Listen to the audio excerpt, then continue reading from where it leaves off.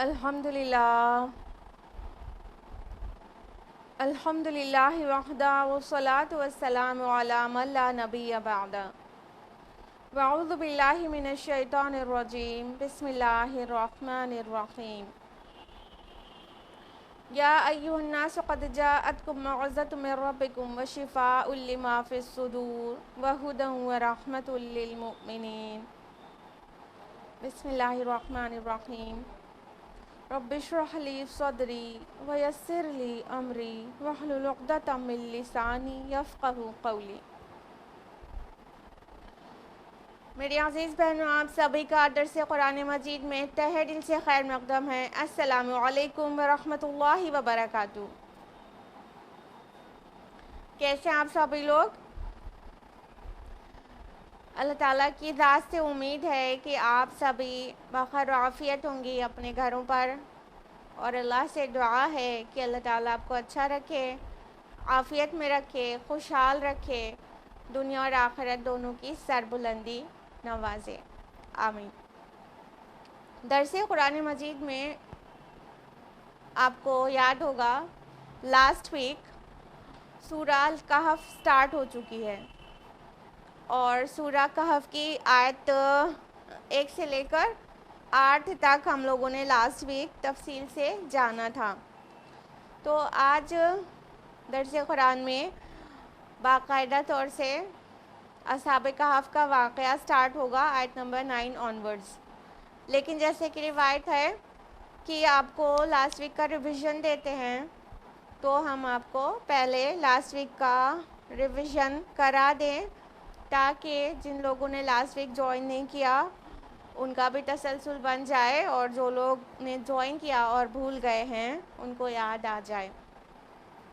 تو ہم لوگوں نے لاسٹ ویک جانا تھا سورۃ الکہف کے بارے میں کچھ تمہیدی باتیں، اور اس کے بعد سورہ شروع ہوئی تھی جہاں سے اس کے ترجمے سے کام چلاتے ہیں۔ اعوذ باللہ من الشیطان الرجیم بسم اللہ الرحمن الرحیم۔ کل حمد و ثنا اور کل شکر اللہ کے لیے ہے جس نے نازل کی اپنے بندے پر کتاب، اور اس میں کوئی کجی نہیں رکھی۔ یعنی اللہ سبحانہ تعالیٰ نے جو کتاب قرآن حکیم رسول اللہ صلی اللہ علیہ وسلم پر نازل کی ہے، اس میں کوئی کمی، کوئی کجی، کوئی ٹیڑھ، کوئی سمجھنے میں داؤ پیچ بالکل بھی نہیں ہے۔ یہ بہت سیدھی اور سمجھ میں آنے والی کتاب ہے، اور اللہ تعالیٰ نے اپنے نبی کو اپنا بندہ کہا محبت سے۔ آگے فرمایا یہ کتاب بالکل سیدھی ہے تاکہ وہ خبردار کرے ایک بہت بڑی آفت سے اس کی طرف سے، اور تاکہ وہ بشارت دے ان اہل ایمان کو جو نیک عمل کرتے ہوں، ان کے لیے ہوگا بہت اچھا بدلہ۔ پہلے کہا گیا اس میں کوئی کجی نہیں ہے، پھر کہا گیا قیم ہے یہ، یعنی بالکل سیدھی۔ پازیٹیو سے کہا گیا مثبت انداز میں، پہلے منفی انداز تھا پھر مثبت انداز ہے، اور فرمایا کہ یہ بالکل ہی سیدھی ہے اور یہ ایک بہت بڑی آفت سے خبردار کر رہی ہے۔ لاسٹ ویک ہم نے آپ کو بتایا تھا کہ یہ آفت کیا کیا ہو سکتی ہے۔ ایک تو یہ مصیبت اور شدائد اور فتنے کی شکل میں ہو سکتی ہے، جو کہ فتنہ دجال جو قرب قیامت میں آنے والا ہے اس کی خبر دے رہی ہے، یا تو اس کی طرف اشارہ ہے یا تو بہت بڑی جنگ کی طرف اشارہ ہے، جو کہ احادیث میں الملحمۃ العظمیٰ نام سے مذکور ہے، اور بائبل میں آرمیگیڈون نام آتا ہے۔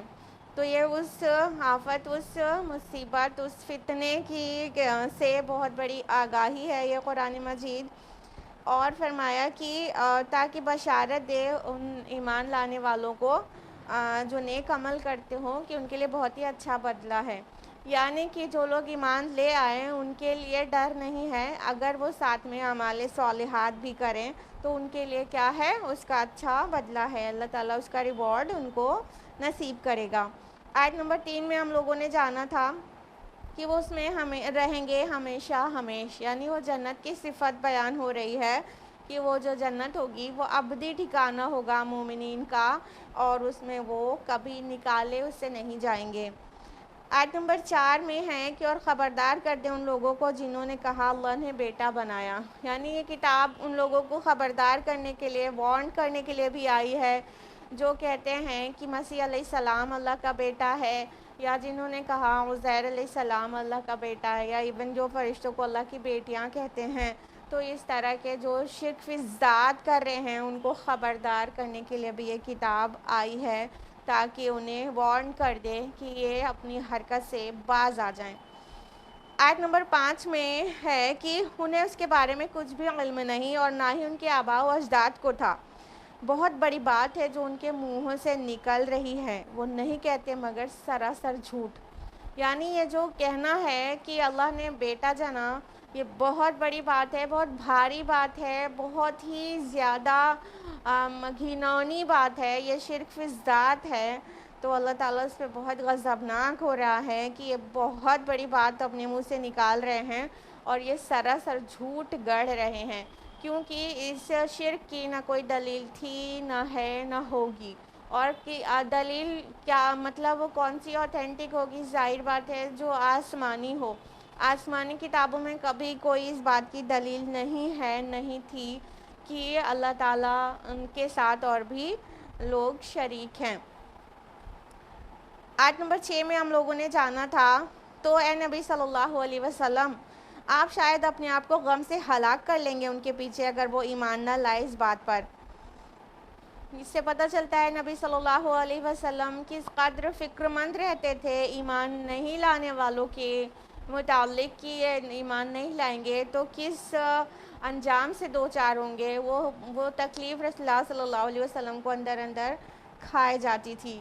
تو اللہ تعالیٰ نے بہت ہی شفقت اور محبت سے فرمایا کہ اے نبی کیوں اپنے آپ کو ہلاک کیے دیتے ہیں ان کے پیچھے.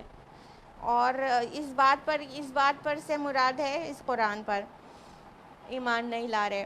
آیت نمبر 7 میں ہم لوگوں نے جانا تھا یقیناً ہم نے بنا دیا ہے جو کچھ زمین پر ہے اسے اس کا بناؤ سنگار، تاکہ انہیں ہم آزمائیں کہ ان میں کون بہتر عمل کرتا ہے. تو اللہ تعالیٰ نے واضح کر دیا کہ یہ جو ایمان نہیں لا رہے ہیں اس میں آپ کی کوئی کوتاہی یا کمی نہیں ہے، بلکہ یہ دنیا کا جو بناؤ سنگار ہے، یہ جو گلیمر آف دا ورلڈ ہے، یہ اس کے اوپر فدا ہو گئے ہیں اور اس میں الجھ کر رہ گئے ہیں. اور یہ دنیا چاہتے ہیں، اس وجہ سے یہ حق کو پہچاننے کے بعد بھی انکار کر رہے ہیں. تو اللہ تعالیٰ نے فرمایا کہ یہ تو جو دنیا کا جو گلیمر ہے وہ تو ہم نے صرف اس لیے بنایا ہے تاکہ ان کو آزمائیں. یعنی انسانوں کو جو دیا گیا ہے وہ چمکیلی چیزیں دی گئی ہیں دنیا کی شکل میں. دنیا میں وہ سبھی کچھ ہے، مال، اولاد، نیم، فیم، منی، ایوری تھنگ. تو وہ سب کچھ میں اتنا کشش ہے، اتنی کشش ہے کہ اس میں بہت لوگ الجھ جاتے ہیں. تو یاد رکھنا چاہیے کہ یہ صرف اللہ تعالیٰ نے آزمائش کے لیے دیا ہے.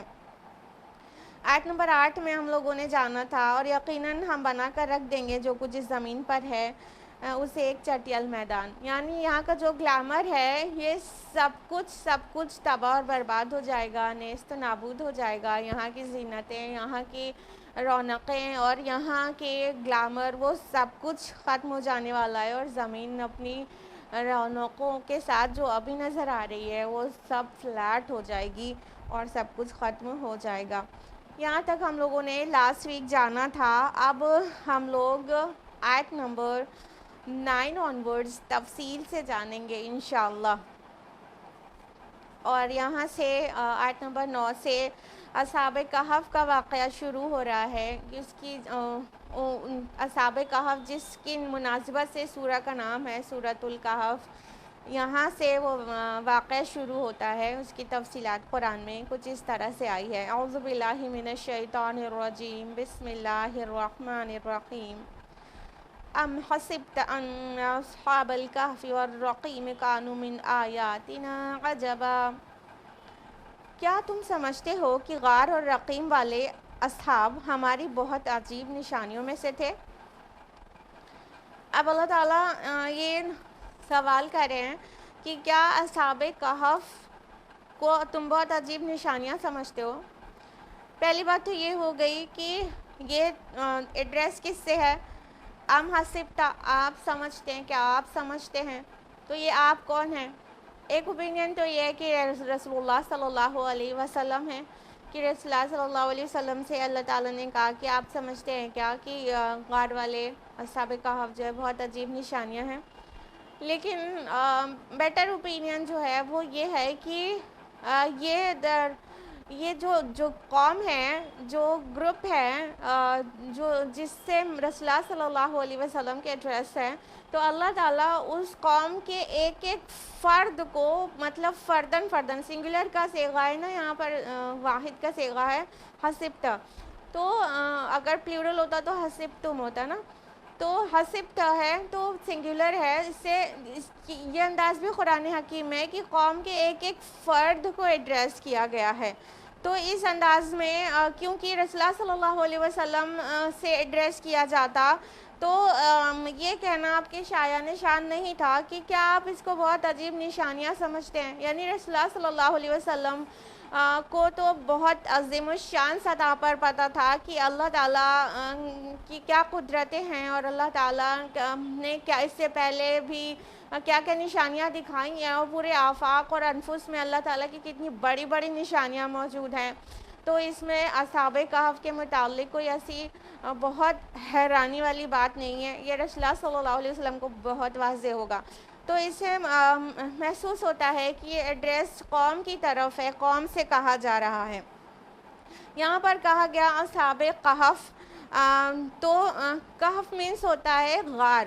عربی زبان میں کہف ایک کشادہ غار کو کہتے ہیں، لیکن جو اردو میں غار لفظ ہے وہ اس میں تھوڑے تنگی کا مفہوم ہے کہ تنگ غار کو، مطلب جو کیو اندر سے بہت وائڈ نہیں ہوتی اس کو اردو زبان میں غار کہتے ہیں.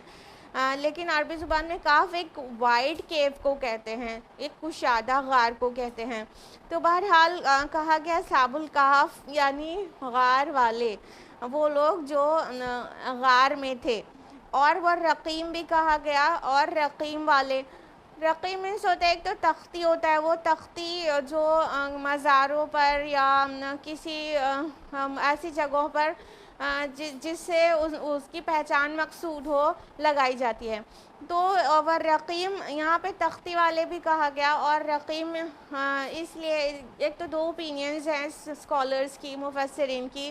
ایک تو یہ کہ یہ رقیم تختی والے کہنا مقصود ہے کیونکہ وہ جو غار تھا جہاں پر اصحاب کہف تھے، اس کو بعد میں جب ان کی ڈیتھ ہو گئی تو وہاں پر ایک تختی لگا دی گئی، ان کے نام وغیرہ اس میں لکھ دیے گئے، اور ان کی مطلب ان کی تعریفیں لکھ دی گئی، اور اس کو تختی لگا کر چھوڑ دیا گیا تاکہ وہ محفوظ رہے، اندر کسی کا آنا جانا نہ ہو. تو اس طرح سے ان کو تختی والے بھی کہا گیا. لیکن کچھ مفسرین اس کو کہتے ہیں رقیم اس جگہ کا نام تھا جہاں پر وہ غار تھی. لیکن یہ مطلب پیٹرا جو جگہ کہتے ہیں نا اسی کو رقیم کہا جاتا ہے. لیکن یہ اوپینین تھوڑا سا ویک ہے کیونکہ جو پیٹرا پلیس ہے وہ جہاں پر اصحاب کہف کا واقعہ آیا تھا اس سے کافی ڈسٹینٹ ہے. تو یہ زیادہ پرومیننٹ اوپینین یہ ہے کہ یہ اصحاب الرقیم مطلب تختی والے مراد ہے، یہاں پر میننگ کے ساتھ مراد ہے، نہ کہ جگہ کا نام. تو اللہ تعالیٰ فرما رہے ہیں کہ کیا تمہارے لیے بہت عجیب نشانی تھے. یہ ایسی کیا چیز تھی جو اللہ کی نشانی تھی، اور ان کی پوری ہسٹری کیا تھی، اس پر ایک نظر ڈال لیتے ہیں، پھر آگے کی طرف بڑھتے ہیں انشاءاللہ. تو اصحاب کہف جو تھے وہ کچھ نوجوان تھے، چند نوجوان تھے جو کہ ڈیشس یعنی دقیانوس جو بادشاہ ہے اس کے عہد میں تھے. اور یہ اس وقت پورے رومن امپائر پر حکومت جو ہے ڈیشس کی تھی، اور وہ بہت ہی ظالم تھا. اور یہ جو نوجوان تھے یہ عیسائی مذہب کو فالو کر رہے تھے، لیکن موحد تھے. مطلب عیسائیت سے یہ نہ سمجھ لیجیے گا ٹرینٹی کو فالو کر رہے تھے، نہیں، وہ اصل میں عیسائی تھے. یعنی عیسیٰ علیہ السلام نے جو توحید کی دعوت دی تھی اس پر تھے وہ. تو وہ عیسائی مذہب کو فالو کرنے والے لوگ تھے. لیکن چونکہ وہ جو پورا رومن امپائر تھا نا، تو وہ اس میں مطلب جو بھی عیسائی تھا اس کو بہت ہی پرسیکیوٹ کیا جاتا تھا، کیونکہ اس وقت تک رومن امپائر سے مشرک قوم تھی. اور وہ لوگ بت پرستی کرتے تھے. ان کے یہاں ایک بہت بڑی ڈائنا دیوی کا بت تھا اور کئی ممالک سے لوگ آتے تھے اس کی پوجا کے لیے, اس کی عبادت کے لیے.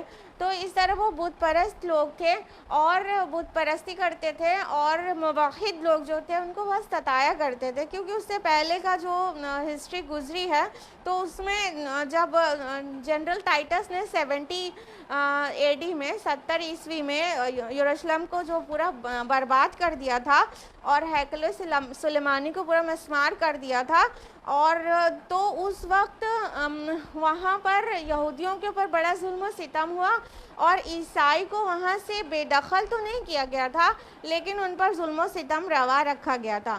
تو اسی طرح چلتا آ رہا تھا, اور عیسائیوں پر جو کہ اسپیشلی موحد تھے ان کے اوپر ظلم و ستم تھا. اور یہ وہ دور تھا جب کہ جو بادشاہ ہوتا تھا اسی کے ریلیجن کو فالو کیا جاتا تھا پورے عوام میں, یعنی کہ ریلیجن اور سیاست یہ دونوں, پولیٹکس یہ دونوں الگ الگ اینٹیٹیز نہیں تھی, بلکہ جو کنگ ہوتا تھا وہ اس کا جو بھی ریلیجن ہوتا تھا, وہ جو بھی فیتھ ہوتا تھا اس کو ہی عوام کو فالو کرنا ہوتا تھا. تو اس طرح سے وہاں پر بہت زیادہ ظلم و ستم تھا عیسائیوں کے ساتھ, اور خصوصاً موحد جو تھے توحید پر تھے ان کے ساتھ. تو یہ دقیانوس کے عہد میں جو کہ ڈیشیس کہتے ہیں انگلش میں اور رومن میں, اس کا عہد تھا 249 سے 251 عیسوی, اس درمیان میں اس نے حکومت کی ہے. تو اس میں کچھ نوجوان تھے جو کہ اللہ تعالیٰ کی خالص عبادت کرنا چاہتے تھے اور وہ کر رہے تھے, لیکن جب ان کو بادشاہ کے سامنے پیش کیا گیا, کیونکہ لوگوں کے نالج میں آ گیا تھا کہ یہ لوگ مطلب بت پرستی کا انکار کرتے ہیں اور ایک اللہ تعالیٰ کی ایک اکیلی معبود کی عبادت کرتے ہیں, تو بادشاہ کے دربار میں ان کو پیش کیا گیا, یعنی ڈیشس کے دقیانوس کے دربار میں. تو بادشاہ نے یہ فیصلہ سنایا کہ تم لوگ اپنے جو مذہب ہے تم اس کو چھوڑ کے ان کے مذہب میں آؤ, یعنی کہ بت پرستی کرو. شرک کرنے کے لیے ان سے کہا جا رہا تھا, اور یہ فیصلہ سنایا گیا کہ اگر یہ لوگ توحید کو چھوڑ کر یہ بادشاہ کے دین میں نہیں آ جاتے تو پھر ان کو جو ہے سنسار کر دیا جائے گا یا سولی چڑھا دیا جائے گا, ان کو سزائے موت دے دی جائے گی. تو اب اس کے بعد یہ جو لوگ تھے تو وہ اپنی جان بچانے کے لیے اور توحید پر قائم رہنے کے لیے وہاں سے نکلے, اور ان لوگوں نے آپس میں طے کیا کہ ہم لوگ کسی غار میں چھپ جاتے ہیں. تو اس ایک غار میں ان لوگوں نے پناہ لے لی, کچھ نوجوان تھے اور ایک غار میں پناہ لے لی. تو اللہ سبحانہ و تعالیٰ نے اپنی رحمت سے ان پر ایک لمبی نیند طاری کر دی, ان کے کان کو تھپک دیا اور ان کو سلا دیا, اور پھر اس کے بعد وہ جب بیدار ہوئے تو ان کو محسوس ہوا کہ عام نیند سوئے تھے, اور وہ کچھ ہی دن کا کچھ حصہ سونے کے بعد اٹھ گئے, لیکن اصل میں وہ سو چکے تھے سینکڑوں سال. اب کتنا 100 سال یہ جب آیت آئے گی تو تفصیل سے ہم آپ کو بتائیں گے انشاءاللہ. تو وہ سینکڑوں سال سو چکے تھے, اور اسی درمیان میں کیا ہوا تھا کہ وہ جو رومنس کی جو حکومت تھی, جو مشرک تھے پوری طرح سے, وہ کانسٹنٹائن کا جب دور آیا تو وہ اس نے عیسائیت قبول کر لی. اور ہم نے آپ کو بتایا کہ یہ وہ دور تھا جو ریلیجن اور سیاست پولیٹکس الگ الگ نہیں تھی. تو کانسٹنٹائن نے جب عیسائیت قبول کی تو پورا رومن ایمپائر وہ عیسائی ہو گیا. تو پھر اس کے بعد تب سے وہاں پہ عیسائیت ہو گئی, اور پھر آلموسٹ 400 AD یعنی 400 عیسوی یا بعض کے نزدیک 445-446 عیسوی کے لگ بھگ تھیوڈوسس نام کا ایک ایمپیرر تھا رومن. تو جب اس کے عہد میں یہ لوگ اٹھے, کئی سو سال سو چکے تھے, اب تفصیل میں آئیں گے کہ وہ 309 سال تھا کہ 196-200 سال تھا, وہ بعد میں انشاءاللہ. تو جب یہ لوگ اٹھے تو ان لوگ وہ تھیوڈوسیس کا دور تھا, تو ان میں سے ایک کو بھیجا گیا کہ جاؤ بازار سے کچھ کھانا لے کر آؤ, تو چاندی کا سکہ دے کر، تو جب وہ گیا بازار میں تو جو وہ سینکڑوں سال پہلے کی وضاقتہ میں اور پرانا جو ان کا کوائن تھا وہ پرانا تھا، کیونکہ کوائن پر بادشاہ کا نام لکھا ہوتا تھا، تو وہ جب سینکڑوں سال پرانا کوائن اور وضاقتہ سینکڑوں سال پرانی دیکھی گئی تو لوگوں کے نالج میں آ گیا کہ یہ لوگ مطلب اللہ تعالیٰ کی طرف سے میریکل ہیں اور یہ اتنے سال سوئے ہیں۔ تو اس طرح سے لوگوں کو پتہ چل گیا اصحاب کہف کے بارے میں۔ پھر وہ لوگ کہف میں پھر اسی واپس لوٹے اور پھر اللہ تعالیٰ نے ان کو پر موت طاری کر دی۔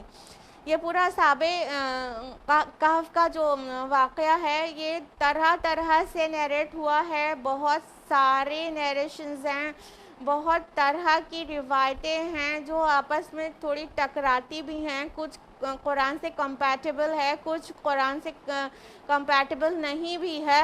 تو یہ منہ در منہ چل رہا تھا، پھر قرآن نے اس کو واضح کر دیا۔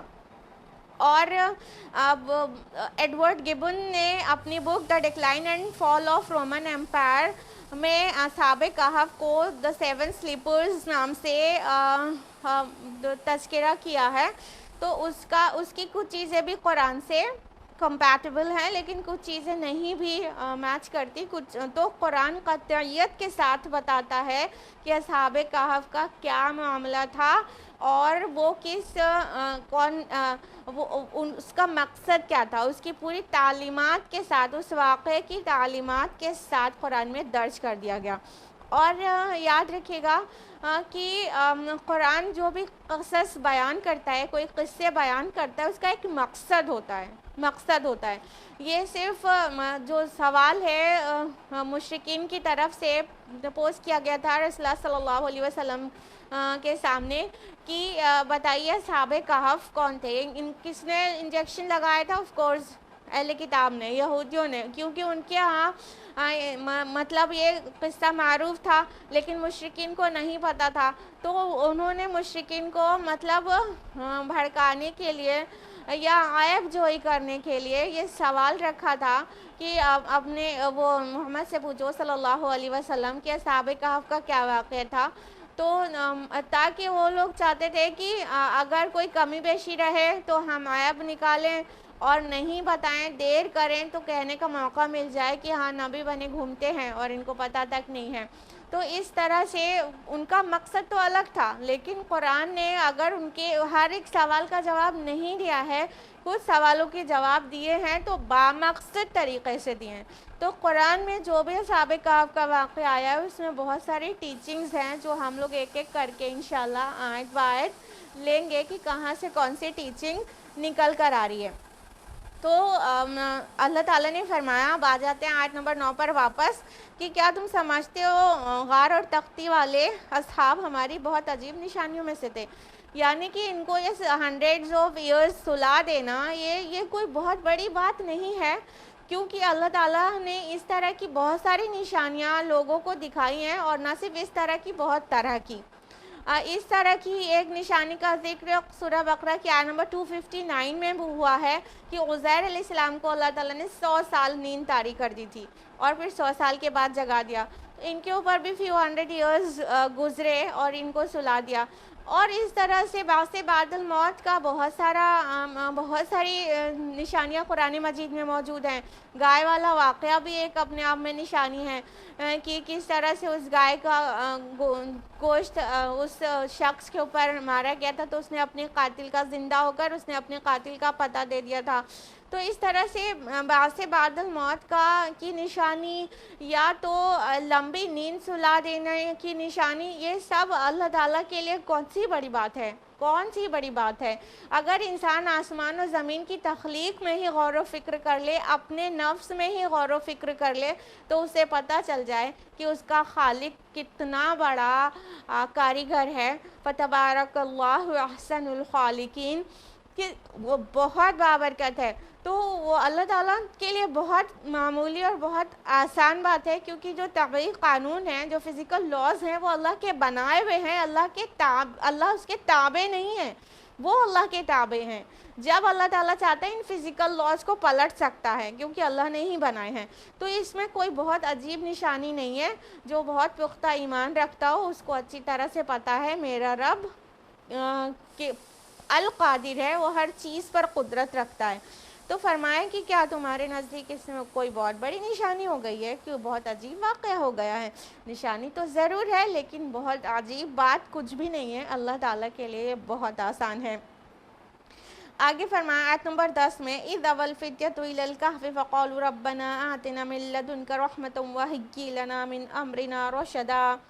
جب کہ ان نوجوانوں نے غار میں پناہ لی اور انہوں نے کہا اے ہمارے رب تو عطا فرما ہمیں اپنے پاس سے رحمت اور آسانی فرما دے ہمارے لیے ہمارے معاملات میں اور عافیت کا راستہ.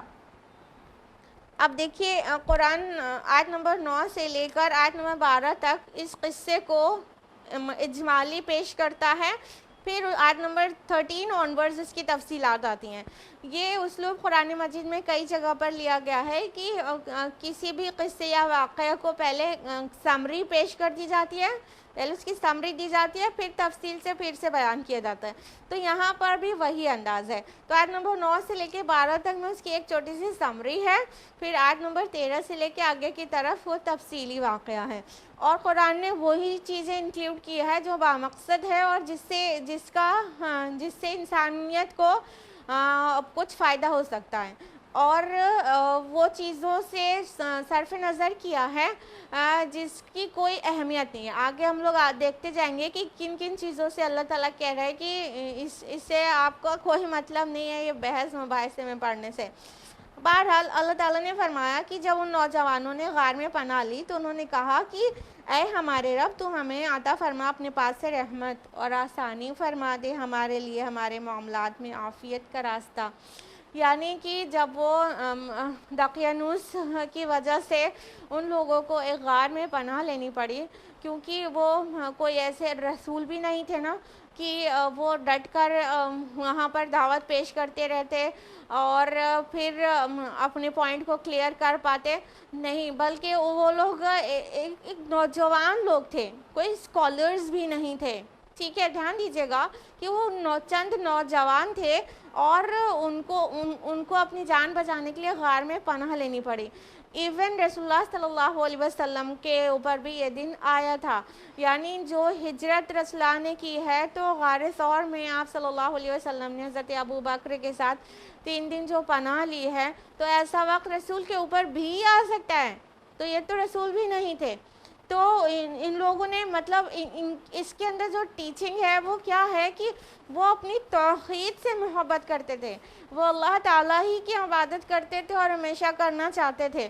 اور غار جیسی چیز جہاں پر جو زندگی کی کوئی آسانیوں کی چیزیں نہیں ہوتی ہیں وہاں پر وہ لوگ اپنے آپ کو تب بھی محفوظ سمجھ کر وہاں پر پلان کیا تھا انہوں نے. وہ یہ نہیں سوچ رہے تھے کہ وہ غار میں کتنے دن رہ سکتے ہیں اس کے بعد ہمیں موت آ لے گی، نہیں، بلکہ انہوں نے غار میں پناہ لی اور اللہ پر بھروسہ کیا، اپنی توحید کو بچانے کے لیے وہاں گئے اور ساتھ میں ان کے اندر استقامت تھی اور توکل تھا. وہ کیا کہ ہم اپنے رب سے دعا کرتے ہیں اور وہ ہمارے معاملے میں آسانی فرما دے گا. تو اللہ تعالیٰ سے ہی دعا کی کہ اے ہمارے رب ہمارے لیے ہمارے معاملات میں آسانی فرما دے اور ہمارے لیے عافیت کا راستہ نکال دے کوئی کہ ہم مطلب اپنی توحید پر قائم رہ سکیں، اپنے ایمان پر ڈٹے رہ سکیں، ایمان پر ثابت قدم رہ سکیں اور ان کی ضروریات زندگی بھی پوری ہوتی رہے. آگے فرمایا فَضَرَبْنَا عَلَىٰ آذَانِهِمْ فِي الْكَهْفِ سِنِينَ عَدَدًا. تو ہم نے تھپکی دی ان کے کانوں پر غار میں کئی سال کے لیے. اللہ تعالیٰ نے فرمایا کہ ہم نے ان کے کان کو تھپک دیا غار کے اندر. یہاں پہ جو فَضَرَبْنَا عَلَىٰ آذَانِهِمْ آیا ہے تو ضرب علی الاذان کا مطلب ہوتا ہے محبت سے ٹھوک کر جو تھپکی دے کر سلایا جاتا ہے نا، جیسے ماں اپنے بچے کو کان تھپک کر سلا دیتی ہے، وہ آؤٹ آف لو ہوتا ہے نا، وہ اتنی محبت کرتی ہے کہ وہ اس کو بہت ہی محبت اور شفقت کے ساتھ کان تھپک کر سلاتی ہے کہ وہ اس کو نیند آ جائے. تو اللہ تعالیٰ نے یہاں پہ یہ نہیں کہا کہ وہ سو گئے، بلکہ بہت ہی پیارا اور شفقت والے الفاظ استعمال کیے، جو بعد میں ایک مثال ہی بن گیا ماں کے لیے کہ ماں کان تھپک کر سلاتی ہے۔ تو اللہ تعالیٰ نے فرمایا کہ ہم نے ان کے کان کو تھپک دیا، یعنی ان کو اللہ تعالیٰ نے سلا دیا اور بہت ہی محبت اور شفقت سے سلا دیا۔ اور پھر یہاں پر کہا گیا کہ غار میں وہ کئی سال کے لیے سوتے رہے۔ یہاں پہ ٹائم کا کوئی ڈسکشن نہیں ہے، جب ٹائم کا ڈسکشن آئے گا تو ہم آپ کو بتائیں گے۔ ابھی کہا گیا کہ کئی سال کے لیے سلا دیا، بہت سال، سینکڑوں سال۔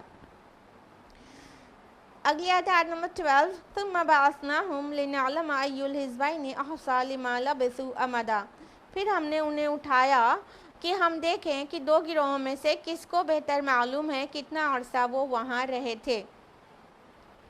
اللہ تعالیٰ فرماتے ہیں کہ پھر اللہ تعالیٰ نے ان کو اٹھایا، یعنی کہ وہ جاگ گئے، وہ زندہ تھے اور وہ جاگ گئے۔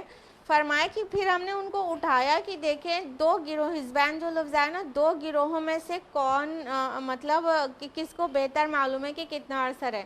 اب یہ دو گروہ کون ہیں، اس میں ڈیفرنٹ اوپینینز ہیں مفسرین کی۔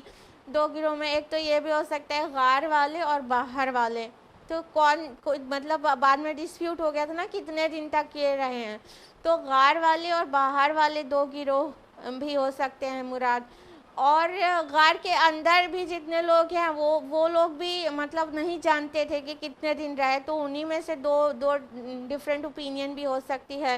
اور باہر والوں میں بھی دو گروہ بن گئے تھے، کوئی کہہ رہا ہے کہ 200 سال رہے، کوئی کہہ رہا ہے 300 سال رہے۔ تو اس طرح سے بہت سارے مطلب ڈسپیوٹس ہوئے ان کے درمیان، بہت سارے ڈیبیٹس ہوئے اور ہوتے رہے ہیں، صدیوں ڈیبیٹس ہوئے ہیں ان موضوعات پر۔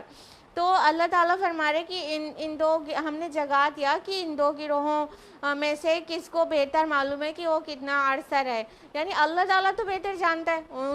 اللہ نے تو تھپک کر سلایا، اللہ نے تو انہیں اٹھایا، لیکن اللہ تعالیٰ مطلب ان لوگوں کے اوپر ظاہر کرنا چاہتا تھا کہ یہ لوگ بھی جو ہے دیکھ لیں کہ وہ کتنے سال رہے ہیں، اس میں کیا کیا باتیں کرتے ہیں، وہ ظاہر ہو جائے، وہ ظاہر میں آ جائے۔ اگلی آیت ہے، نحن نقص علیک نبأہم بالحق، ہم سنا رہے ہیں آپ کو ان کا قصہ حق کے ساتھ۔ انہم فتیۃ آمنوا بربہم وزدناہم ھدی، وہ چند نوجوان تھے جو ایمان لائے اپنے رب پر اور ہم نے خوب بڑھایا تھا انہیں ہدایت میں۔ اب دیکھیں یہاں سے اس قصے کی تفصیل شروع ہو گئی، یا اس سے پہلے تک 9 سے لے کے 12 تک کی آیت میں بہت کنسائزڈ ایک دم کمپیکٹ وے میں پورے قصے کو سمری بیان کی گئی، اور اب یہاں سے تفصیلات شروع ہو گئی۔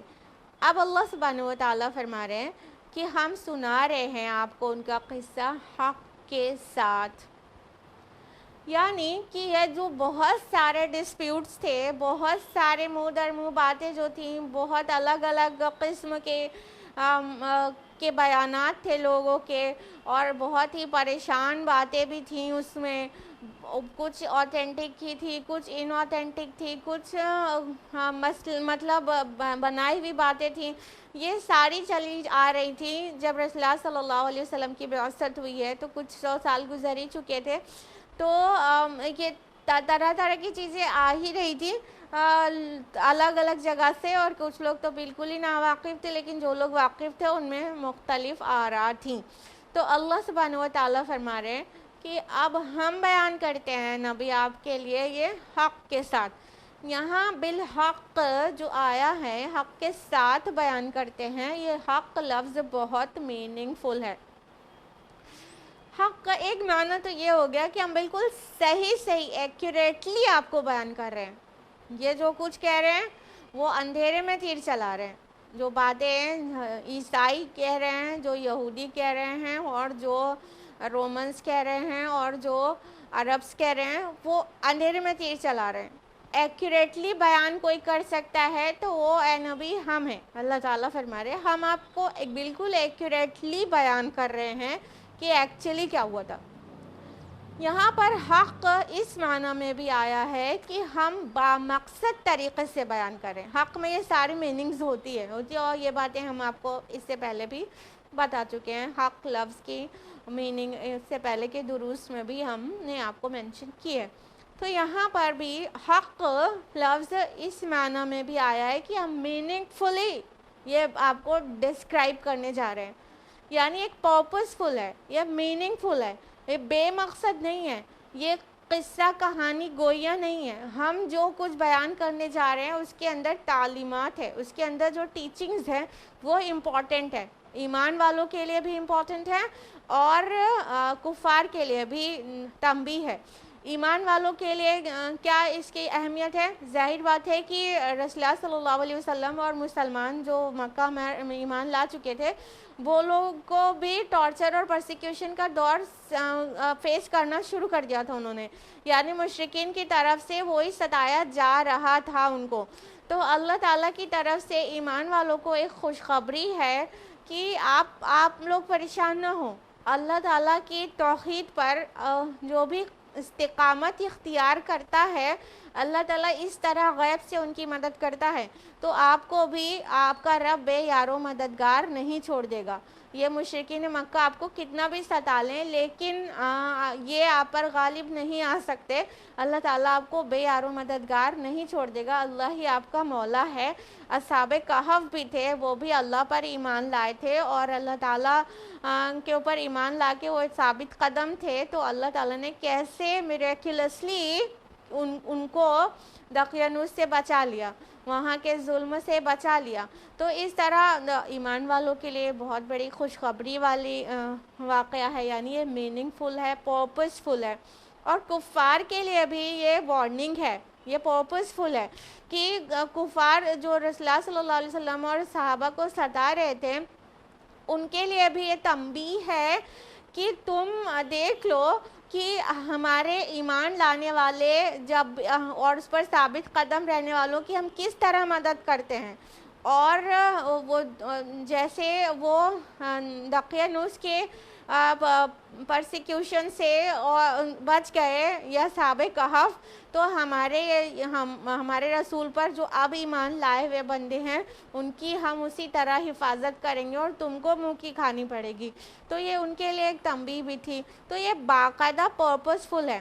حق کا معنی یہ ہے کہ صحیح بیان کر رہے ہیں, بالکل ٹھیک بیان کر رہے ہیں, اس میں کوئی کمی نہیں ہے, کوئی غلطی نہیں ہے اور کوئی شک کی گنجائش نہیں ہے. تو حق بمعنی صحیح, بالکل ٹھیک رائٹلی بھی ہے معنی اس کا کہ بالکل رائٹلی ہم آپ کو بیان کریں, کسی کمی اور نقص سے یا ملاوٹ سے پاک صحیح بات. اور ظاہر بات ہے کہ بھلا وہ نہ جانے جس نے ان کو اصحاب کہف کو پیدا فرمایا اور ان کو غار میں جانے کا حوصلہ دیا اور ان کو تھپک کر سلایا اور اس نے جگایا, تو بھلا وہ ذات نہ جانے.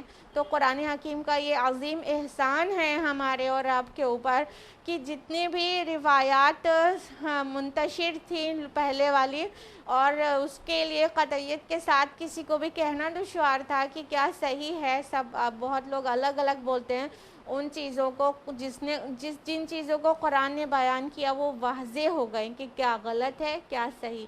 یہ قرآن ہے ہی الفرقان, صحیح اور غلط میں فرق کرنے والا. فرمایا کہ ہم حق کے ساتھ یہ قصہ آپ کو بیان کر رہے ہیں. وہ چند نوجوان تھے جو ایمان لائے تھے اپنے رب پر اور ہم نے خوب بڑھایا تو انہیں ہدایت میں. یعنی کہ وہ جو نوجوان تھے, یہاں پہ نمبر کا ذکر نہیں آیا کہ کتنے تھے, بلکہ اس کو آگے ڈسکریج بھی کیا گیا کہ کوئی کہیں گے 3, کوئی 5, کوئی 7, اس کو ڈسکریج بھی کیا گیا. اور یہاں پر اللہ تعالیٰ بس کہہ رہے ہیں کچھ نوجوان تھے, ٹھیک ہے. تو جو ایمان لائے تھے اللہ تعالیٰ پر, اللہ تعالیٰ نے ان کو ہدایت میں بہت بڑھا دیا تھا. یعنی کہ اس سے بڑی ہدایت کی بات اور کیا ہو سکتی ہے کہ اس کو استقامت بھی نصیب ہو جائے, اللہ پر ایمان بھی لائے اور اس پر استقامت بھی آ جائے. تو اللہ تعالیٰ نے ان کو ہدایت کے ساتھ ساتھ استقامت بھی نصیب کی تھی. تو یہ ہدایت میں بڑھ جانا ہی ہے, بہت بڑھ جانا ہی ہے. جس انسان کے اندر ہدایت ہو اور استقامت نہ ہو تو پھر فیوچر اس کا سیف نہیں ہے نا, کہ حق پر آ جانے کے بعد پھر مشکل وقت میں مطلب ڈگمگا جائے اور پھر پیچھے چلا جائے جہاں سے وہ لوٹا تھا. تو یہ بہت ہی افسوس اور بہت ہی دکھ کی بات ہے. تو اللہ تعالیٰ نے ان کو ایسے ایمان کے ساتھ استقامت نصیب کیا تھا, تو اللہ تعالیٰ اس کو اپنی طرف منسوب کر رہے ہیں کہ ہم نے بڑھا دیا تھا ان کو استقامت میں, ہدایت میں. اگلی آیت ہے آیت نمبر 14. وَرَبَطْنَا عَلَىٰ قُلُوبِهِمْ إِذْ قَامُوا, اور ہم نے مضبوط کر دیا ان کے دلوں کو جب وہ کھڑے ہوئے. فَقَالُوا رَبُّنَا رَبُّ السَّمَاوَاتِ وَالْأَرْضِ وَلَن نَّدْعُوَ مِن دُونِهِ إِلَٰهًا لَّقَدْ قُلْنَا إِذًا شَطَطًا. تو انہوں نے کہا کہ ہمارا رب تو وہ ہے جو آسمانوں اور زمین کا رب ہے, ہم ہرگز نہیں پکاریں گے اس کے سوا کسی اور کو معبود. اگر ہم نے ایسا کیا تب تو ہم بہت ہی غلط بات کہیں گے. تو اللہ سبحانہ تعالیٰ نے ان کو اتنا مضبوط کر دیا, ان کو اتنی ہمت اور حوصلہ دے دیا کہ جب وہ بادشاہ کے سامنے کھڑے ہوئے تو دو ٹوک انداز میں انہوں نے بول دیا کہ نہیں, ہم تو اپنے ایک اکیلے معبود کی عبادت کرتے ہیں, اور وہ ہمارا جو معبود ہے وہ آسمان اور زمین کا بھی رب ہے. اب اس میں ایک لطیف اشارہ چھپا ہوا ہے اس طرف کہ وہ جو رومن امپائر تھی پوری, تو ان کا جو دین تھا وہ بت پرستی تھی, اور ساتھ میں آسمان کا دیوتا الگ اور زمین کا دیوتا الگ ہوا کرتا تھا. تو یہاں پر ان لوگوں نے کہا کہ ہم اس رب کی عبادت کرتے ہیں جو آسمان اور زمین کا رب ہے. یعنی کہ آسمان کا دیوتا الگ اور زمین کا الگ اور بارش کا الگ اور خوشی کا الگ اور غم کا الگ, ایسا نہیں ہے, بلکہ ہم ایک اکیلے معبود کی عبادت کرتے ہیں, اور وہ خالق ہے زمین اور آسمان کا, وہ خالق ہے بارش اور منظر کا. تو یہ اللہ تعالیٰ کو کے لیے ان لوگوں نے یہ صفت بیان کی کہ جو رب ہے آسمانوں اور زمین کا, اور ہم اس کے علاوہ کسی کو نہیں پکاریں گے معبود. اگر ہم ایسا کریں تو ہم نے بہت ہی غلط بات کہہ دی. یعنی کہ ایمان کے اندر اتنا راسخ ہو گیا تھا کہ وہ اس بات کو کہنے سے ڈرے نہیں کہ جو سامنے والے کا دین ہے اس کی مخالفت کر رہے ہیں, اس کو غلط بتا رہے ہیں. تو اللہ تعالیٰ نے ان کو اتنا ایمان دے دیا تھا کہ انہوں نے یہ بات آسانی سے کہی کہ ہم ہرگز نہیں پکاریں گے. آپ لاکھ بھی کہیں کہ ہم اللہ کے ساتھ شرک کریں تو ہم نہیں کریں گے, اور اگر ہم ایسا کریں تو ہم نے بہت ہی غلط بات کہہ دی, بے بنیاد بات کہہ دی, بیس لیس بات کہہ دی, میننگ لیس بات کہہ دی, بلکہ ظلم عظیم کر دیا. تو ان لوگوں نے یہ بات ڈٹ کر بادشاہ کے سامنے, یعنی ڈیشیس جو بادشاہ تھا دقیانوس, اس کے سامنے ڈٹ کر یہ بات کہی کہ ہم اللہ کے علاوہ کسی کی بھی عبادت نہیں کریں گے, اور اگر ہم ایسا کریں گے تو ہم بہت ہی بڑی غلط بات کریں گے. تو وہ نہیں کرنا چاہتے تھے. اگلی آیت ہے ہؤلاء قوم اتخذوا من دونه آلہۃ, ہماری اس قوم نے بنا لیے ہیں اس کے سوا دوسرے معبود. لولا یأتون علیہم بسلطان بین, تو کیوں نہیں پیش کرتے وہ ان کے بارے میں کوئی واضح دلیل. فمن اظلم ممن افترى علی اللہ کذبا, تو اس شخص سے بڑھ کر ظالم کون ہوگا جس نے اللہ پر جھوٹ باندھا. اب ان لوگوں نے اپنی قوم کے جو معبودان باطل تھے ان کے خلاف بات کہی, اور اتنے کریج کے ساتھ بولی, اور یہ آپس کا مطلب مکالمہ بھی ہو سکتا ہے اور بادشاہ کے سامنے کا بھی ہو سکتا ہے. کہا کہ ہماری قوم نے اللہ تعالیٰ کے علاوہ اور معبود بنا لیا ہے, تو اگر ایسا کیا ہے تو اس کی دلیل کیوں نہیں پیش کرتے. تو دیکھا آپ نے کہ مومن جو ہوتا ہے وہ ہر بات دلیل سے عمل کرتا ہے, ہر بات پر. ہاں, یہ نہیں ہے کہ آبا و اجداد سے جو دیکھ لیا آیا, بادشاہ سے جو دیکھا تو رعایا فالو کرنے لگی, ماں باپ سے دیکھا تو اولاد فالو کرنے لگی, سوسائٹی میں ہوتے ہوئے دیکھا تو ہم بھی ان کے ساتھ ہو لیے. نہیں, ایمان والا ہمیشہ پختہ دلیل پر عمل کرتا ہے. تو ان لوگوں نے بھی یہی بات کہی کہ اگر یہ لوگ شرک کر رہے ہیں تو کیا دلیل ہے ان کے پاس؟ کوئی دلیل ہے آسمانی جس کو یہ پیش کر سکتے ہوں؟ یہ سوچنے کی بات ہے، یہ سوچنے کی بات ہے کہ جو بھی عمل ہم کر رہے ہیں کیا اس کی دلیل ہے کہ وہ بے سند ہے، بے مطلب ہے، صرف اس لیے کر رہے ہیں کہ ہماری سوسائٹی میں ہوتا ہے، صرف اس لیے کر رہے ہیں کہ ہماری ماں ساس نے کیا ہے تو ہم بھی کر رہے ہیں، ہمارے والدین نے بچپن سے ہم نے ان کو یہی کرتے ہوئے پایا تو ہم بھی کر رہے ہیں؟ نہیں، دلیل ہونی چاہیے، دلیل وہ بھی بالکل واضح دلیل، بین واضح دلیل، کلیئر ایویڈنس ہونا چاہیے کہ یہ چیز یہ حق ہے اور یہ غلط ہے، اس کا کلیئر ایویڈنس ہونا چاہیے۔ تو وہ اصحاب کہف نے یہی بات کہی کہ یہ ہماری قوم مطلب اللہ کے ساتھ شرک کر رہی ہے اور لوگوں کو دوسروں کو معبود ٹھہرا لیا ہے، اگر یہ ایسا کر رہے ہیں تو دلیل دیں اپنی، ان کے پاس کوئی دلیل ہونی چاہیے، کوئی برہان ہونا چاہیے، کوئی مطلب سلطانی بین الفاظ آئیں، کوئی کلیئر ایویڈنس ہونا چاہیے، واضح ہونا چاہیے کہ کہاں سے، مطلب ان کا بنیاد کیا ہے یہ کرنے کی۔ اور فرمایا اس شخص سے بڑھ کر ظالم کون ہوگا جس نے اللہ پر جھوٹ باندھا۔ یہ اللہ پر سب سے بڑا جھوٹ ہے کہ اللہ تعالیٰ نے اور بھی پارٹنرز ایسوسیٹ کر رکھے ہیں۔ یعنی انسان اگر یہ کہے کہ اللہ تعالیٰ کے جو مطلب فرما روائی ہے اس میں اس نے چھوٹے چھوٹے گاڈز اینڈ گاڈسز بھی اپنے بنا رکھے ہیں، اپنے اختیارات ان کو چھوٹے چھوٹے دے رکھے ہیں اور سب مل کر خدائی کو چلا رہے ہیں، اگر ایسا کیا تو یہ اللہ تعالیٰ پہ سب سے بڑا جھوٹ باندھا، سب سے بڑا جھوٹ، کیونکہ اللہ تعالیٰ نے اپنی خدائی کا اختیار کسی کو دیا ہی نہیں ہے، وہ اکیلا قادر مطلق ہے اور اس کا حکم چلتا ہے، اس کی حکمت سے چلتا ہے، تو اس میں کسی کا کوئی بھی ایسوسیشن نہیں ہے۔ تو اللہ کے ساتھ پارٹنرز ایسوسیٹ کیے جائیں اور دیوی دیوتا یا گاڈز اینڈ گاڈسز، اسمال جی سے گاڈ صحیح، اسمال جی سے جو گاڈز اینڈ گاڈسز ہوتے ہیں تو وہ اس کا کانسیپٹ بالکل بیس لیس ہے، اور جس نے بھی ایسا کہا اس نے اللہ تعالیٰ پہ سب سے بڑا جھوٹ باندھا، کیونکہ اللہ تعالیٰ نے کبھی بھی کوئی آسمانی دلیل نازل نہیں کی ہے شرک کی، اور کوئی بھی اپنے ساتھ کسی خدائی میں کسی کو ایسوسیٹ کرنے کی کوئی دلیل نہیں دی ہے، تو اس لیے یہ سب سے بڑا جھوٹ ہے۔ آیت نمبر 16 میں ہے وَإِذِ اعْتَزَلْتُمُوهُمْ وَمَا يَعْبُدُونَ إِلَّا اللَّهَ فَأْوُوا إِلَى الْكَهْفِ يَنشُرْ لَكُمْ رَبُّكُم مِّن رَّحْمَتِهِ وَيُهَيِّئْ لَكُم مِّنْ أَمْرِكُم مِّرْفَقًا۔ اور اب جب کہ تم نے خود کو ان لوگوں سے اور جن کو وہ اللہ کے سوا پرستش کرتے ہیں ان سے علیحدہ کر لیا ہے، تو اب کسی غار میں پناہ لے لو، تمہارا رب پھیلا دے گا تمہارے لیے اپنی رحمت اور تمہارے معاملے میں تمہارے لیے سہولت کا سامان پیدا فرما دے گا۔ اب دیکھیے یہ جو بات آ رہی ہے یہ کس کا قول ہے؟ مطلب اصحاب کہف ایک دوسرے سے کہہ رہے ہیں، یہ یا تو پھر اللہ تعالیٰ نے ان کے دل میں یہ بات ڈالی ہے، اس میں ڈفرینس آف اوپینین ہے۔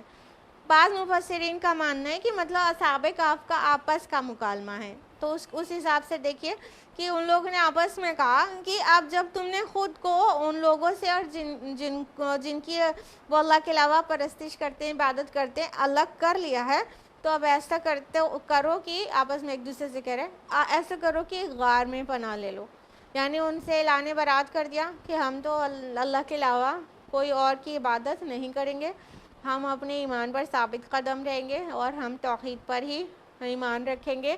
دیکھیے غور کریے گا، یہ عیسائی تھے لیکن موحد عیسائی تھے، تو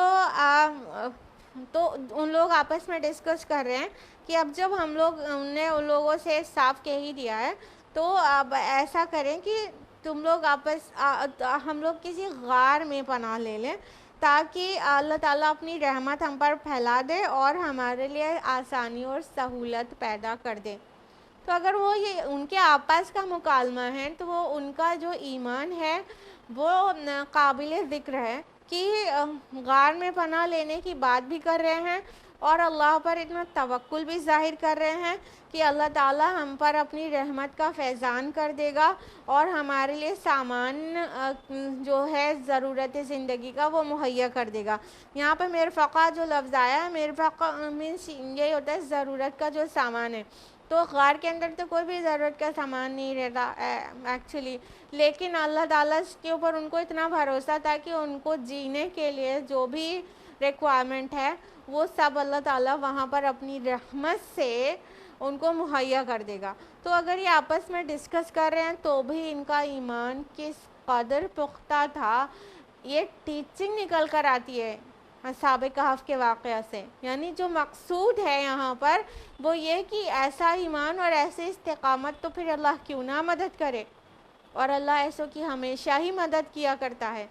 اور وہ چاہے جو مطلب عیسیٰ علیہ السلام اور رسول اللہ صلی اللہ علیہ وسلم کی بعثت کے بیچ میں آئے ہوئے لوگ ہوں، چاہے رسول اللہ کی بعثت کے بعد کے لوگ ہوں، اور چاہے قیامت تک کوئی بھی آئے، جو بھی اپنے ایمان اور کے اوپر اتنا ثابت قدم رہتا ہے، اللہ تعالیٰ اس کی ہمیشہ ہی مدد کیا کرتا ہے۔ ہم نے آپ کو بتایا کہ اس میں اختلاف رائے ہے، تو یہ ڈفرینس آف اوپینین ہونے کی وجہ سے دوسری رائے یہ ہے کہ یہ قول ان کا آپس کا مکالمہ نہیں ہے، یہ آپس میں ان کا ڈسکشن نہیں ہے، بلکہ یہ اللہ تعالیٰ کی طرف سے ہے یہ جملہ کہ اور جب تم نے مطلب اللہ تعالیٰ نے ان کے دل میں القاء کر دیا، ان کے دل میں وحی کر دی، ان کے دل میں یہ بات ڈال دی کہ اب جب کہ تم نے ان لوگوں سے جو لوگ اللہ کے علاوہ کسی کی عبادت کرتے ہیں ان سے اپنے کو علیحدہ کر لیا ہے، تو اب تم لوگ ایک غار میں پناہ لے لو اور اللہ تعالیٰ پھیلا دے گا تمہارے لیے اپنی رحمت اور تمہارے معاملے میں تمہارے لیے سہولت کا سامان پیدا کر دے گا۔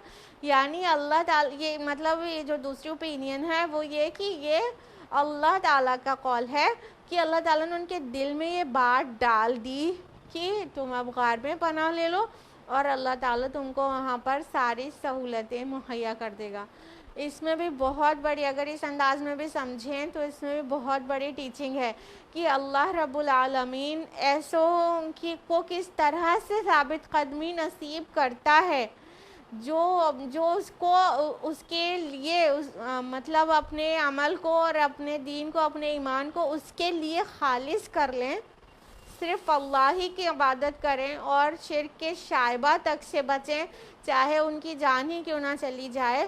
جو اس درجے کا ایمان رکھتا ہے تو اللہ تعالیٰ اس کے دل پہ ایسی سکینت نازل کر دیتے ہیں اور ان کو آئیڈیاز بھیجتے ہیں کہ وہ کس طرح سے آگے کے عمل کو کرے۔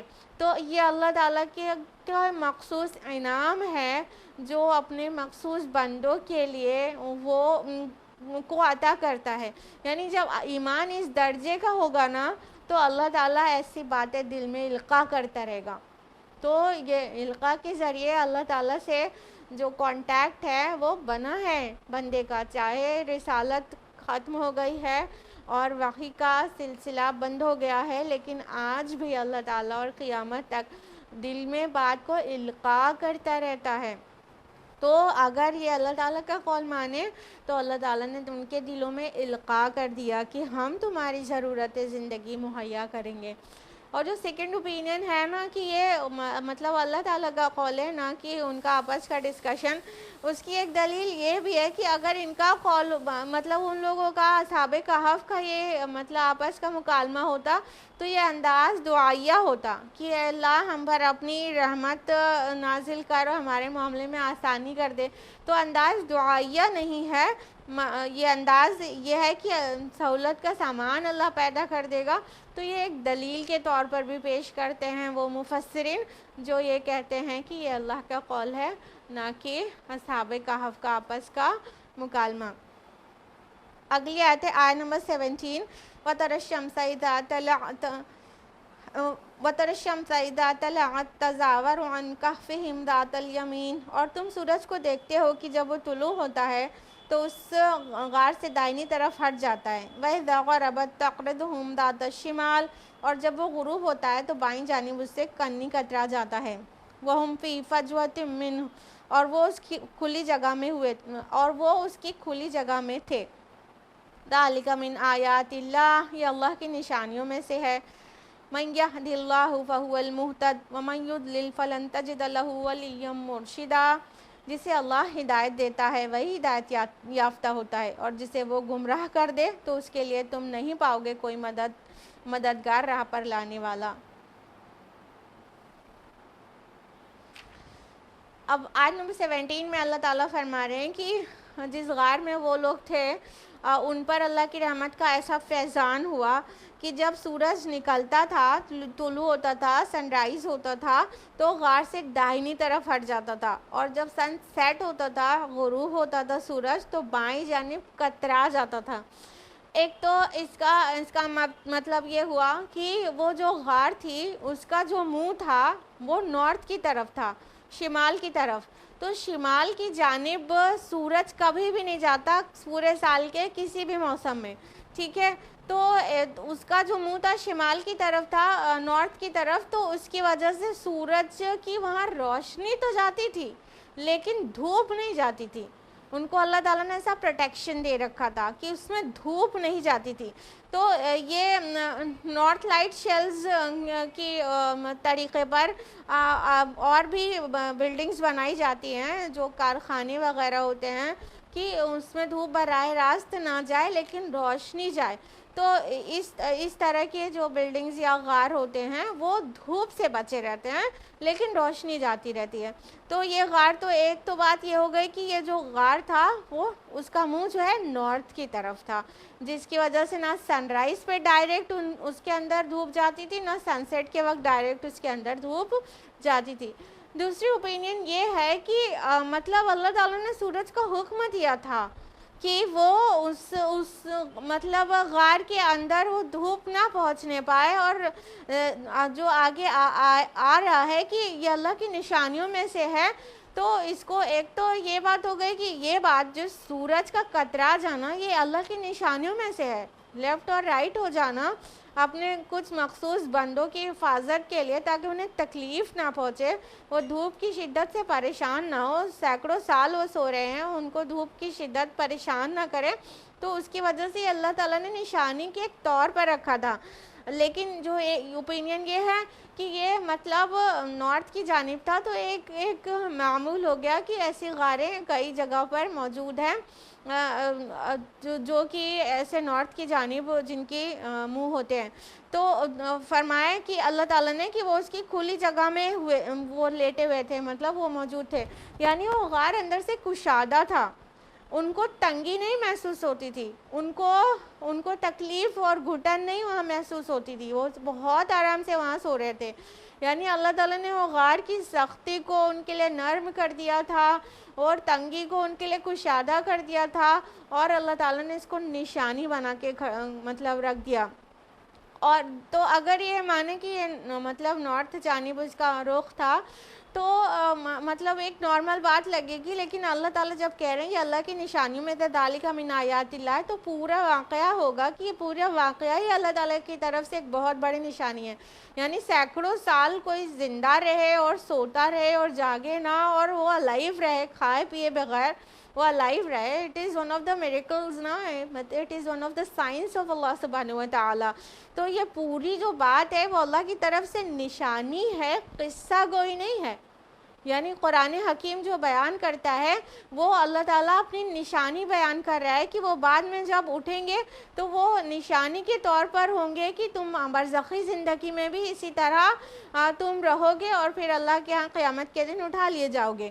تو اللہ تعالیٰ فرما رہے ہیں کہ جس کو اللہ ہدایت دے وہی ہدایت یافتہ ہوتا ہے، اور جس سے اللہ تعالیٰ ہی گمراہ کر دے تو پھر کون ہے جو ہیلپ کرے اس کو ہدایت پر لانے میں۔ یعنی کہ اب ایسی نشانی دیکھنے کے بعد تو سب کو ایمان لے آنا چاہیے تھا نا، سب کو توحید پر آ جانا چاہیے تھا نا۔ جب وہ لوگ اٹھے، جب لوگوں کے نالج میں آ گیا یا اس کے بعد تک آج تک بھی آتا جا رہا ہے، تو وہ جو بھی یہ نشانی کو دیکھ رہا ہے سن رہا ہے، اس کی آتھینٹسٹی کے ساتھ اسے پروف مل گیا کہ ہاں ایکچولی ایسا ہوا تھا، تو اس کو توحید پر آ جانا چاہیے تھا نا ان سبھی لوگوں کو۔ لیکن اللہ تعالیٰ فرما رہے نہیں، جس کو اللہ ہدایت دیتا ہے وہی ہدایت پر آتا ہے، اور اللہ اس کو ہدایت کس کو دیتا ہے؟ جو ہدایت پانا چاہتا ہے، جس کو ہدایت کی طلب ہوتی ہے۔ تو اللہ تعالیٰ جس کو ہدایت کی طلب ہو وہ مطلب قانون فطرت کے تحت اور اللہ تعالیٰ کے جو بنایا ہوا قانون ہے اس کے تحت ہی ہدایت پر آتا ہے تو اپنی طرف منسوب کرتا ہے، یعنی اللہ اذن دیتا ہے تبھی تو ہدایت پر ہے۔ اور اگر گمراہ رہنا چاہتا ہے انسان، ہدایت پانا نہیں چاہتا، طلب نہیں ہے، تو اللہ اذن دیتا ہے نا، سینکشن دیتا ہے نا، تبھی تو وہ گمراہ ہے۔ تو اللہ تعالیٰ اپنی طرف منسوب کرتا ہے کہ اللہ ہی جسے ہدایت پر لائے وہ آتا ہے، اور نہیں لائے تو گمراہ رہنا چاہے تو ساری دنیا مل کے اس کو ہدایت پر نہیں لا سکتی۔ آیت نمبر 18 ہے وَتَحْسَبُهُمْ أَيْقَاظًا وَهُمْ رُقُودٌ وَنُقَلِّبُهُمْ ذَاتَ الْيَمِينِ وَذَاتَ الشِّمَالِ، اور اگر تم انہیں دیکھتے تو تم سمجھتے وہ جاگ رہے ہیں حالانکہ وہ سو رہے تھے، اور ہم ان کی کروٹیں بھی بدلتے رہے دائیں اور بائیں۔ وَقَلْبُهُمْ بَاسِطٌ ذِرَاعَيْهِ بِالْوَصِيدِ، اور ان کا کتا اپنے دونوں ہاتھ پھیلائے ہوئے بیٹھا تھا دہلیز پر۔ لَوِ اطَّلَعْتَ عَلَيْهِمْ لَوَلَّيْتَ مِنْهُمْ فِرَارًا وَلَمُلِئْتَ مِنْهُمْ رُعْبًا، اور اگر تم ان پر جھانکتے تو ان سے پیٹ پھیر کر بھاگ جاتے اور تم پر ان کی طرف سے ہیبت طاری ہو جاتی۔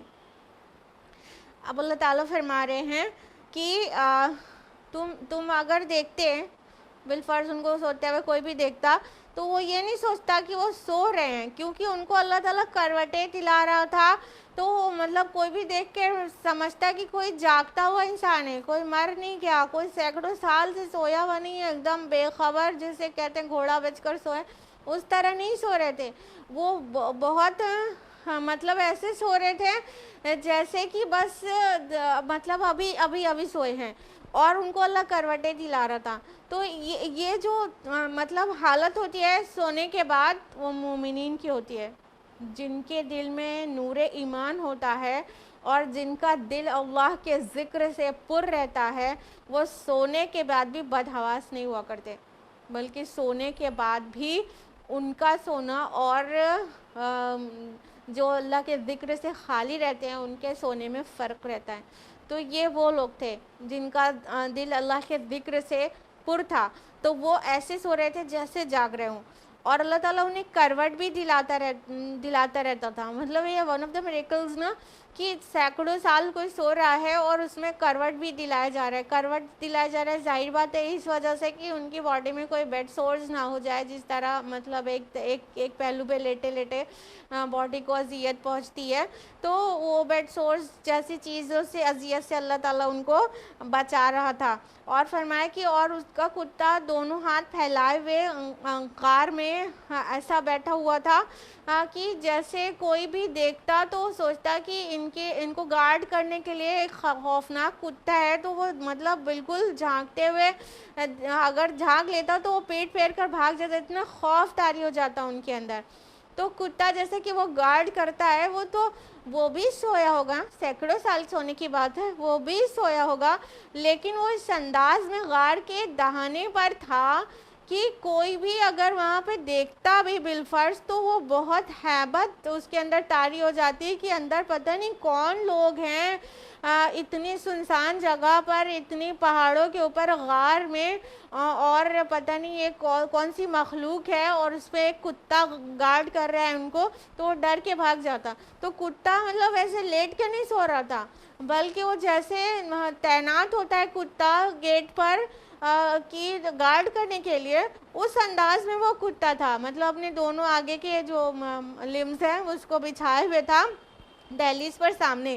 تو اللہ تعالیٰ نے ان کی ایسی ہیبت رکھی تھی، وہ پورا سین ایسا تھا کہ اگر کوئی بھی دیکھے تو ڈر کر بھاگ جائے اور ان کو کسی قسم کا نقصان نہ پہنچائے، یہاں تک کہ کوئی جنگلی جانور بھی اس کے اندر داخل نہ ہو اس کتے کو دیکھ کر۔ تو اس طرح اللہ تعالیٰ نے ان کی حفاظت کی تھی۔ آج ہم لوگ یہیں پر رکیں گے، ٹائم بھی اپ ہو گیا ہے، اور جہاں تک کا پلان تھا آج نمبر 18 تک وہاں ہم لوگ پہنچ چکے ہیں۔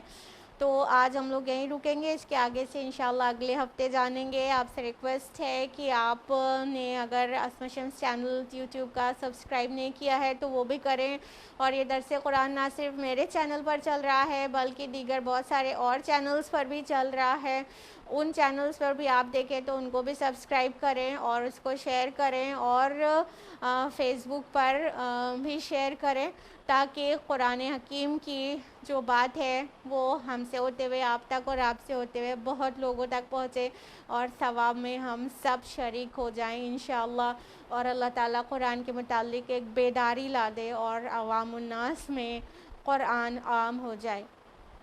آج کے لیے اتنا ہی۔ اللہ تعالیٰ ہم سب کو قرآن مجید پر عمل کرنے کی توفیق عطا فرمائے اور اس سے ہدایت اخذ کرنے کی توفیق دے، آمین۔ وآخر دعوانا ان الحمد للہ رب العالمین، والسلام علیکم ورحمۃ اللہ وبرکاتہ۔